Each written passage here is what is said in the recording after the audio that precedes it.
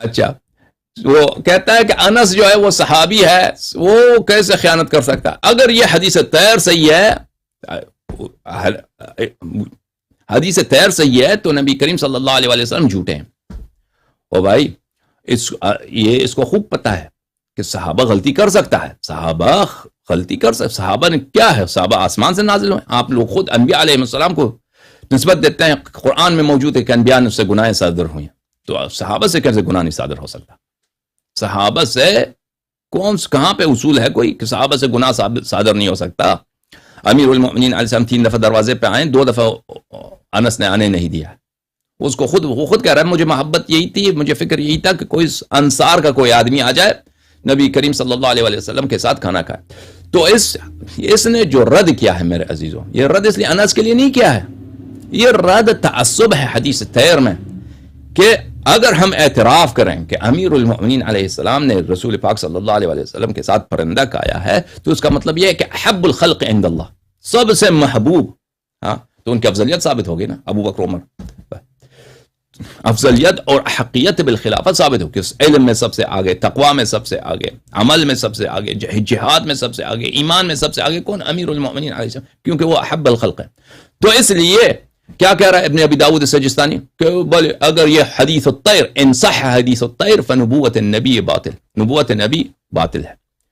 تو ذہبی کہتا ہے هذه عبارة ردیئہ وکلام النحس، ذہبی کہتا ہے کہ یہ عبارت، یہ کلمات جو ہیں ابن ابی داود سجستانی کے بہت گھٹیا کلمات ہیں، اور یہ کلمات بہت منحوس کلمات ہیں۔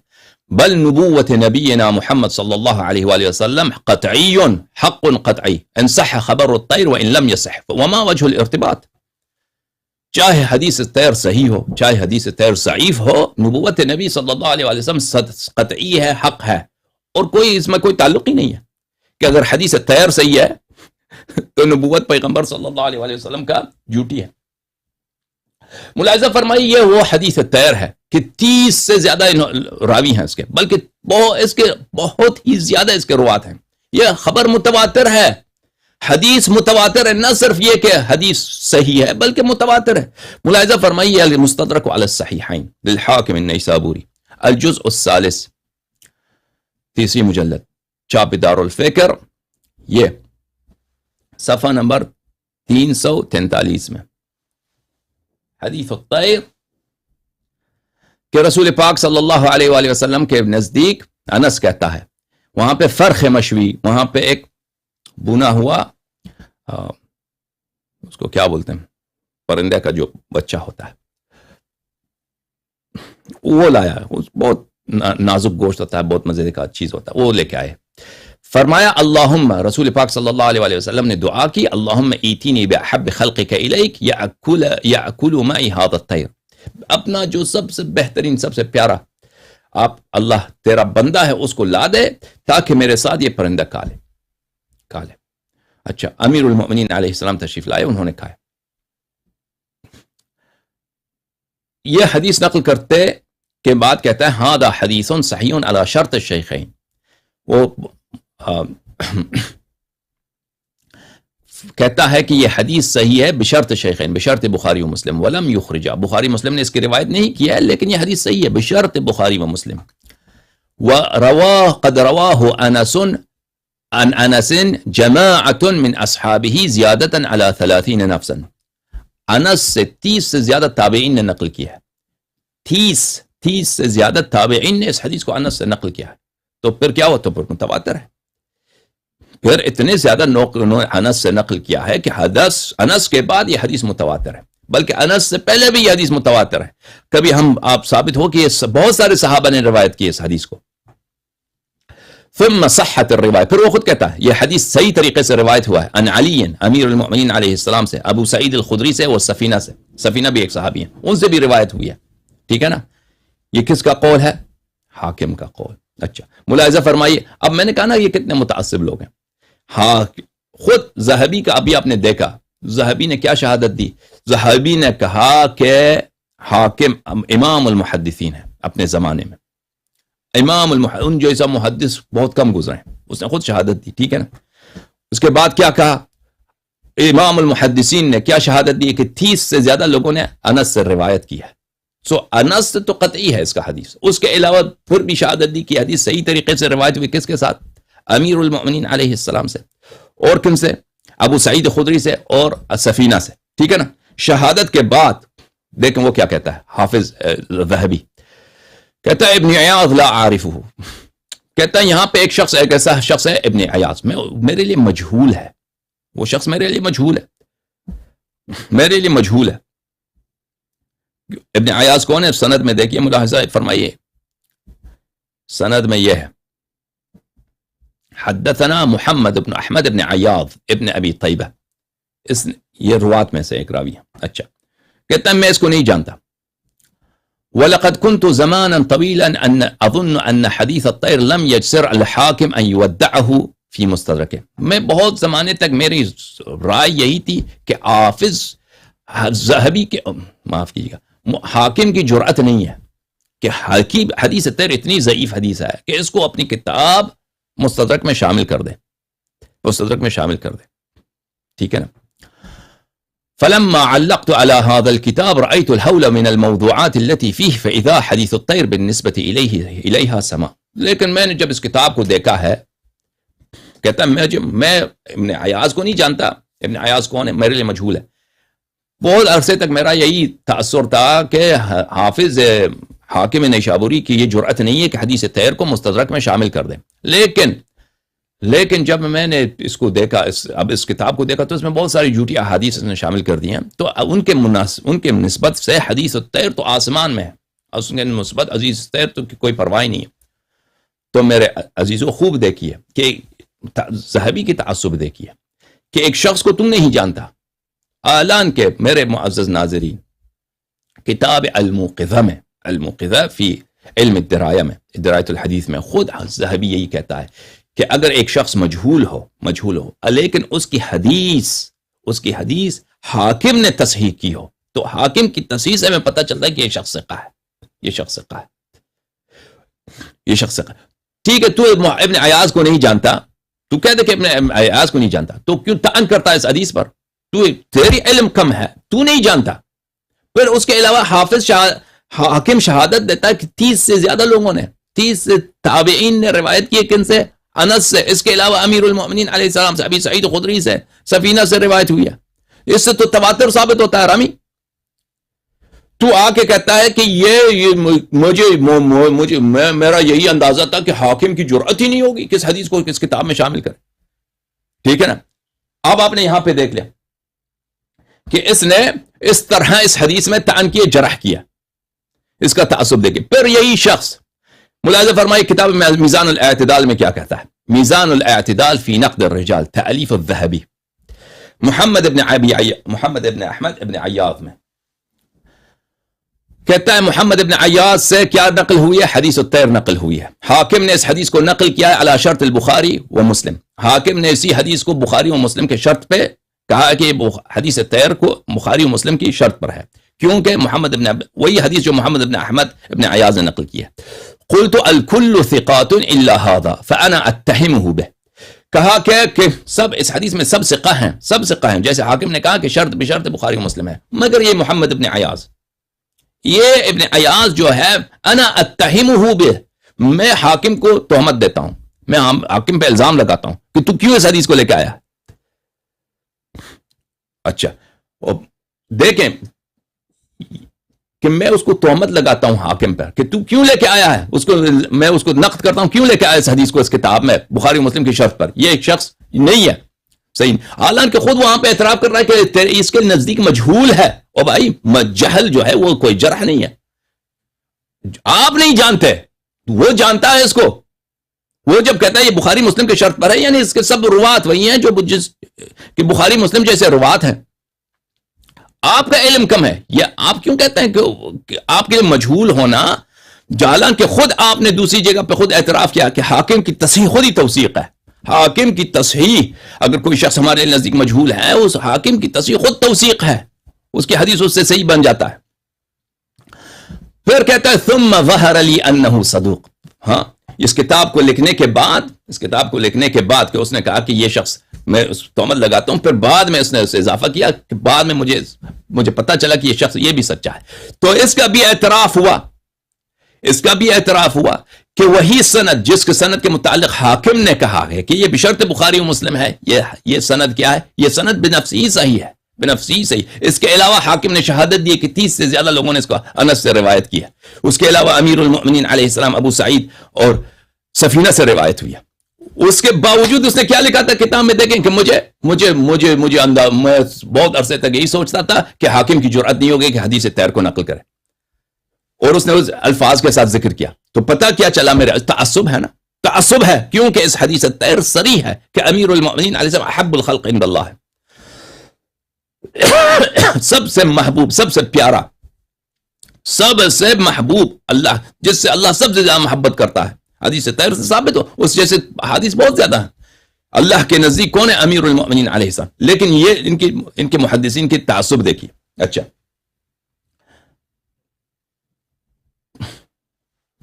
یہ کتاب ہے تذکرۃ الحفاظ ذہبی کی تذکرۃ الحفاظ، چھاپ حیدرآباد دکن، جزء ثالث تذکرۃ الحفاظ کی۔ ملاحظہ فرمائیں یہاں پر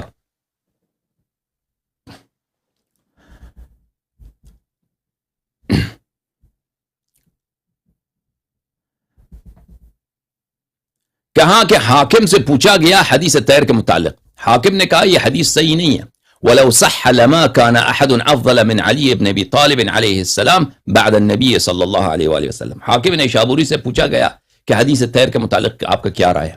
حاکم نے کہا یہ حدیث صحیح نہیں ہے۔ اگر یہ حدیث طیر صحیح ہے، حاکم نے کہا تھا شروع کے زمانے میں، وہ بھی علم سے پہلے، اس کو پتہ چلنے سے پہلے، اگر یہ حدیث طیر صحیح ہے تو یہ افضلیت امیر المؤمنین علیہ السلام کی افضلیت ثابت ہے حدیث طیر سے۔ اچھی بات ہے۔ قلت ثم تغیر رأی الحاکم واخرج حدیث الطیر فی مستدرکہ، کہتا ہے کہ پھر حاکم کا رائے متغیر ہو گیا، تبدیل ہو گیا، حاکم وہ اپنے بات سے پھر گیا، پھر اس نے تصحیح کر دی حدیث طیر کی تصحیح کر دی کہ یہ کیا ہے، یہ حدیث صحیح ہے، اور اس کو اپنے مستدرک میں لے کے آیا ہے۔ پھر وہ کہتا ہے خود ذہبی کے الفاظ ہیں، وَأَمَّا حَدِيثُ الطَّيْرِ فَلَهُ طُرُقٌ كَثِيرَةٌ جِدًّا۔ ذہبی کیا کہتا ہے؟ حدیث طیر کے طرق بہت ہی زیادہ ہیں، طرق كثيرة جداً، اس کے طرق، اس کے اسانید بہت ہی زیادہ ہیں۔ قد افردتها بمصنف، میں نے اس حدیث طیر کے متعلق میں نے خود ایک کتاب لکھی ہے۔ دیکھیں اس کا تعصب، دیکھیں کہ خود یہ کیا کہا وہاں پہ، کہاں کہ یہ حافظ کی بھلے یہ کتاب حدیث طیر، کیوں حاکم نے اس کو اپنے کتاب میں شامل کیا ہے؟ اچھا،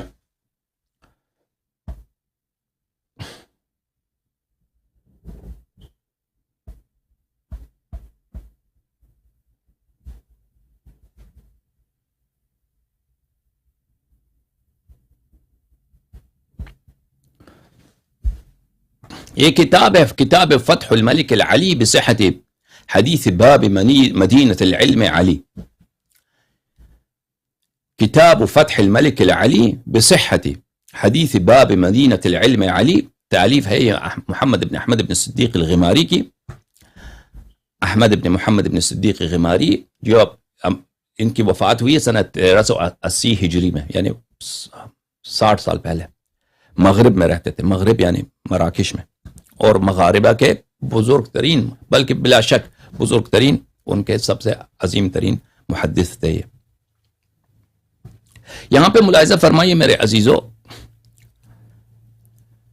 اور یہ شیعہ نہیں ہے یہ، بلکہ یہ جماعت عمریہ کے مالکی مذہب کے پیروکار ہیں، اور یہ جماعت عمریہ کے بہت بڑے محدثین میں ان کا شمار ہوتا ہے۔ یہاں پہ ملاحظہ فرمائیے صفحہ نمبر 98 میں، وَأَمَّا الذَّهَبِي، ذہبی دیکھیں کہ یہ خود کیا شہادت دیتے ہیں اپنے علماء کے خلاف۔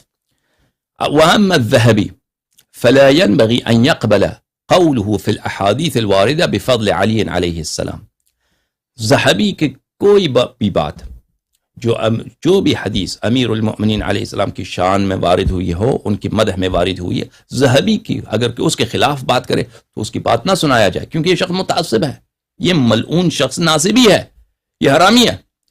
فلا ينبغي، جائز نہیں ہے کہ انسان ذہبی کے قول ان احادیث میں کے متعلق قبول کرے جو فضل امیر المؤمنین علیہ السلام میں صادر ہوئی ہیں۔ كان اذا وقع نظره عليها اعترته حدة اتلفت شعوره وغضب اذهب وجدانه۔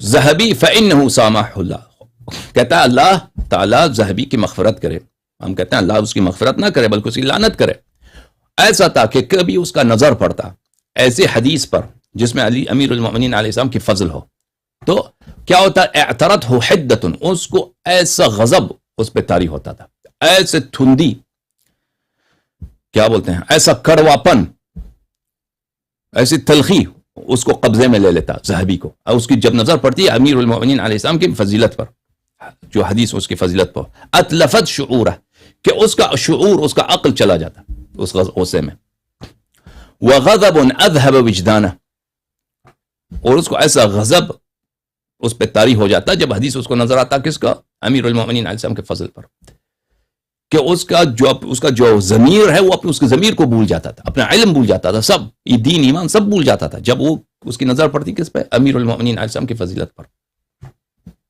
حتی لا يدری ما یقول وربما سب ولعن من روى فضائل علی علیہ السلام، اتنا اس کو غصہ آ جاتا ذہبی کو جب وہ نظر پڑتا ہے کس پہ، فضائل امیر المؤمنین علیہ السلام پر، کہ حتی لا یدری ما یقول، کہ وہ اس کو پتہ بھی، خود ذہبی کو بھی نہیں پتہ چلتا کہ کیا کہہ رہا ہے، کیا کہہ رہا ہے۔ جیسے ابھی میں نے آپ کو مثال دیا نا کہ حدیث طیر کے متعلق حاکم خود کہہ رہا ہے کہ 30 سے زیادہ لوگوں نے انس سے نقل کیا ہے، اس کے علاوہ حدیث صحیح امیر المؤمنین علیہ السلام سے، سفینہ سے، فلان سے، خود کہتا ہے میں اس راوی کو نہیں جانتا، اس کے باوجود کہتا ہے جرأت کیسے ہوئی حاکم نے اس حدیث کو نقل کرے، متواتر حدیث کو نقل کیا آرامی اس نے، تم متواتر حدیث کا متعلق کہہ رہے ہو کہ اس کو کیسی جرأت ہوئی ہے کہ اس نے نقل کیا، متواتر کو نقل نہ کرے تو کیا نقل کرے، اگر متواتر بشرط بخاری و مسلم نہیں تو پھر کیا ہے،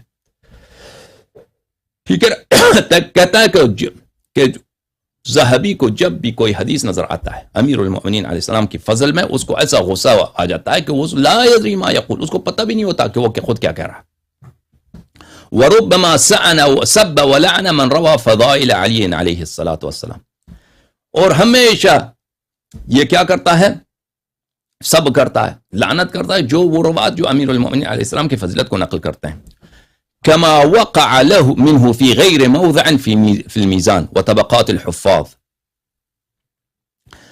جیسے کہ اس سے کئی دفعہ اس سے صادر ہوئی ہیں، کہاں پہ، میزان الاعتدال میں، طبقات الحفاظ میں، تحت ستارة ان الحديث موضوع، وہ اس کا بہانہ یہ ہوتا ہے کہ حدیث جعلی ہے۔ میرے عزیزو، یہ محمد احمد ابن محمد ابن صدیق غماری بالکل صحیح فرما رہے ہیں، بالکل صحیح فرما رہے ہیں، یعنی ذہبی جو ہے، ذہبی 8ویں صدی کا عالم ہے، 8ویں صدی کا عالم ہے، اس کی کتاب دیکھیں میزان الاعتدال، تاریخ الاسلام وغیرہ میں، کاشف میں، یہ جب بھی یہ اس کا کام ہی یہی ہے ذہبی کا، یہ حدیث دیکھتا ہے کہ اس راوی نے کون سی حدیث نقل کی ہے، اگر کوئی ایسا راوی ہو کہ اس نے امیر المؤمنین علیہ السلام کے فضیلت میں حدیث نقل کی ہے، وہ کائناً من کان، وہ جو بھی ہو اس کی وہ تجریح کرتا ہے، جرح کرتا ہے، کوئی بہانہ لے کے آ جاتا ہے اس کی جرح کرتا ہے، یعنی اس شخص کو یہ جانتا بھی نہیں ہے نا، روات گزرے ہیں مثلا 2 صدی میں، 1 صدی میں، 3 صدی میں، ذہبی کے زمانے سے 400 سال، 500 سال، 600 سال پہلے، یعنی اس کا نہ ذہبی اس کو جانتا ہے، نہ ذہبی کا دادا اس کو جانتا ہے، اتنے پرانے اس درمیان فاصلہ ہے، زمانی فاصلہ ہے، ٹھیک ہے نا، 400-500 سال پہلے آدمی گزرا ہے، اس کے متعلق کہتا ہے یہ ضعیف ہے، یا مثلا یہ منکر ہے، یا مثلا یہ کذاب ہے، جھوٹا آدمی ہے، کیسے کہتا ہے کیسے کہتا ہے، وہی اس کے سب جو ہے وہ حدیث جا کے دیکھتا ہے، حرامی۔ جو شخص فضیلت اہل بیت علیہ السلام نقل کرتا ہے اس کے حدیث کو تضعیف کرتا ہے، جرح کرتا ہے،